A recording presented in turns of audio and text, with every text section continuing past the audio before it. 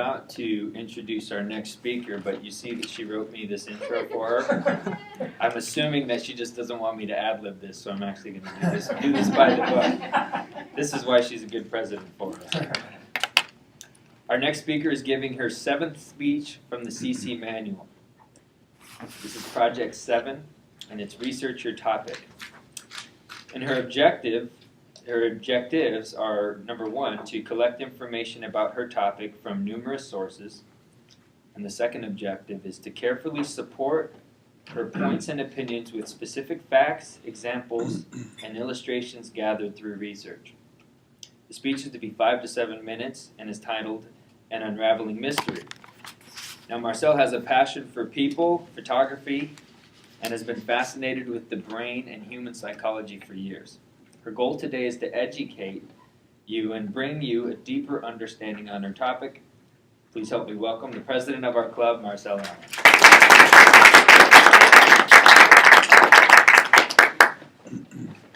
I want you all to imagine with me for a moment something that several million people experience on a daily basis. So if you close your eyes just for a moment and imagine, if you will, imagine you had rubber gloves around your hands and tape, and you couldn't really use your fingers. And imagine you had earphones over your head, and you heard a static and this murmur of just kind of a chattering or a buzzing sound. And imagine you had like 5 pairs of socks on, and your feet were swollen, and you had rocks in your shoes, and it really, really, really hurt to walk. And imagine trying to do things that you can't normally do. Here's one other thing I want you to imagine. You can open your eyes, but open them as if there's black covering on them and you can't really see. You can almost see, it's kind of blurry, it's a little bit foggy, almost like you were wearing goggles with black ink across it, and you just can't make out things. This is an illustration of how it might feel if you had Alzheimer's and you're at a later stage in that and you couldn't really move. There was a really amazing video I found on YouTube where it showcased the experience of somebody who has Alzheimer's. And as a caregiver, you don't always know that they can't communicate, they can't hear you, they don't know. And this video, it broke my heart. Just a week ago when I started researching my topic, I wanted to do something to honor Mark Linston and his movie, The Bath, which is a really poetic and comforting story of a woman who wouldn't get in the bath. And I was like, I want to research this topic. Well, my research quickly became a field trip story that was very, very sad. So baby steps for me today, so be patient if I use notes and if they don't fully make sense. So every 68 seconds, somebody is diagnosed with Alzheimer's. Tons of people. The statistics are even worse for cancer. And for the last 3 weekends, I've been going to down to Virginia Mason, beautiful hospital, great caregivers there, and my fiance's mom was really, really, really sick with cancer. And I kind of stepped into the caregiver role because her house is right next to our house. So I've been studying and learning, and this video helped me understand that you have to talk loud, you have to be slow, because one of the days when I was at the hospital, the doctor said all the medication she's on gives her that Alzheimer's-like symptoms. She can't remember where she is. Her balance is off, and there's so many different symptoms that people get when they experience that. So this talk is a little bit about Alzheimer's, a little bit about cancer, and just the whole industry of caregiving is huge. There are so many people that are aging, and I have a whole bunch of statistics on how fast people are aging.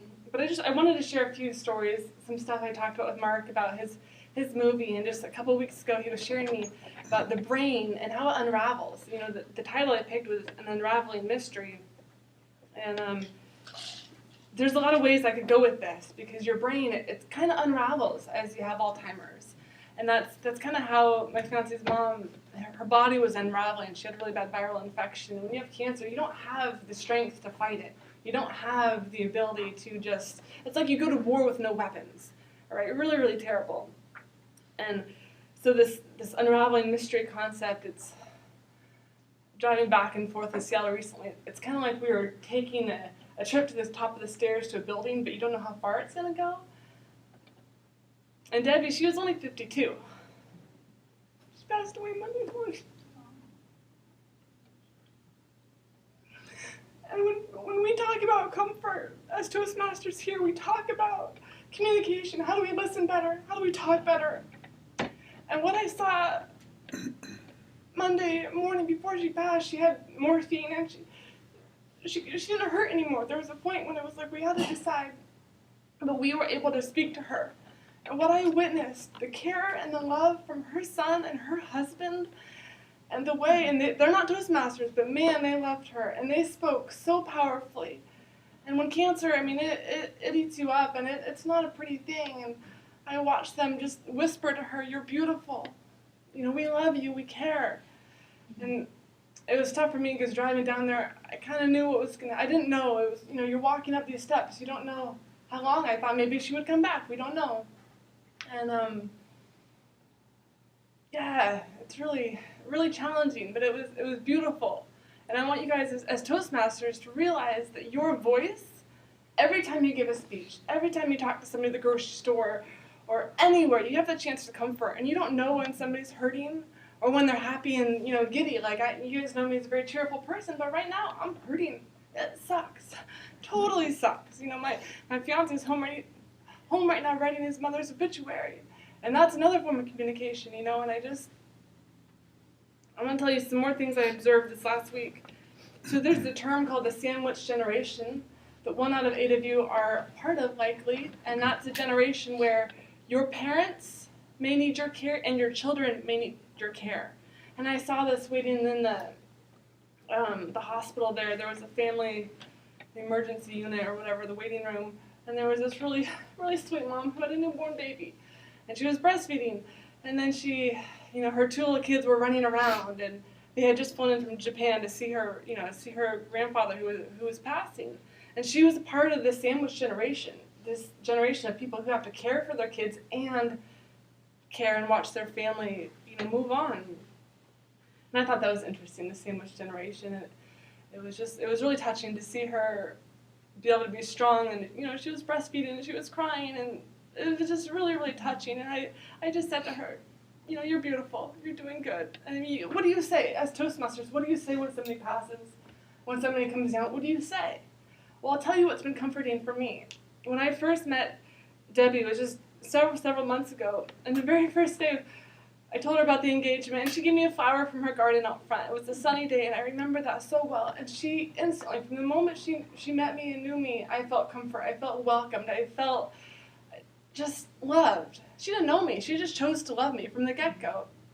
And I never knew her when she wasn't on a lot of medication and, you know, just kind of in and out of consciousness or whatnot. And I have a lot of stories, but what's comforting for me is to hear on, like, the Facebook comment thread of all the stories that people are sharing of hearing the news. And so that's something, as Toastmasters, we can tell people stories. And yes, we can say, I'm sorry, and, you know, my condolences, and that helps. But to help somebody live on, and that was one of those moments at the end there when she said goodbye, and after she passed, David, her husband, said, you know, she will live on. Her body may be gone, but she will live on through our stories. And I said, okay, you guys just have to tell me all these stories, because she took a 52, you know, story life, 52 years, and I've only known her for less than a year. So every year before then has stories. And it's my encouragement to you, my friends and family here at Toastmasters, that you guys get to know your family, and you tell stories, and you document them, and you take pictures, and you share that love you have, and you use this tool as communication to encourage and to inspire and to comfort people. Because those stories, the ones that you're planning in your manuals, those help people. And sometimes you can't plan for it. Sometimes you may, you know, be comforted by a non-Toastmaster, but just love people where they are, whether it's Alzheimer's or cancer. No matter what statistics say, people, you know, when you're lying there in your last days, what do you want to hear? And that's something I've been thinking about. What do you want to hear? I want to hear that you were valuable and that you were cared for and that your family will be safe and protected. And I witnessed that, and that was the most beautiful gift. And even though it's really, really hard right now, and I'm taking baby steps, I have a ton of data of all these resources. I'm not even going to give it to you. But if you want to know any of the data I gave you, I'll give it to you. But with that, I want to leave you with 2 really thoughtful quotes that I found comfort in recently. And one of them is, love is not just about caring deeply, it's above all understanding. And how I opened with the visual and the awkwardness, and a lot of times, you know, Alzheimer's patients, they get angry, and cancer patients, they get angry, and you don't know how to respond. You got to remember where they are. So I want to give you that understanding. And then also this quote from Maya Angelou, I learned that people will forget what you said, people will forget what you did, but people will never forget how you made them feel.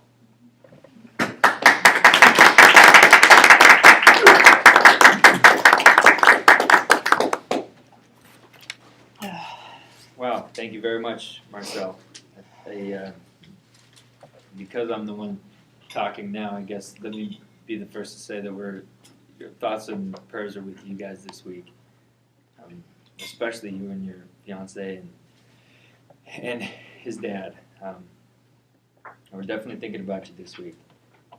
One of the impressive things about Marcel's speech is, and it reminds me of a handful of speeches that we've had here at Toastmasters. But if you haven't given a speech that does make you feel emotional, I would encourage you to do it. For us as Toastmasters, but then even for yourself to get up here and talk about it. Because those are the most impactful speeches. And the last one that I remember, and most of you guys were here, but when Mark Lunston told the story of when he was in the hospital with Teru and everything, just one of the most memorable speeches, and Marcel's is going to be very similar and have that impact to us and impact on us. So thank you for being vulnerable. Thank you for talking about a speech topic that isn't necessarily the easiest to do. It's not easy to be up here talking about that, especially she's filming herself. If you guys didn't know that, she videotaped herself. But I thought you did a very good job, and thank you for telling us the story. Well, are you on the edge of your seat yet? No? I know Kathy is because she's about to come up here, but everyone should be on the edge of their seat because Kathy Jenke, one of our most veteran Toastmasters here, is leading table topics.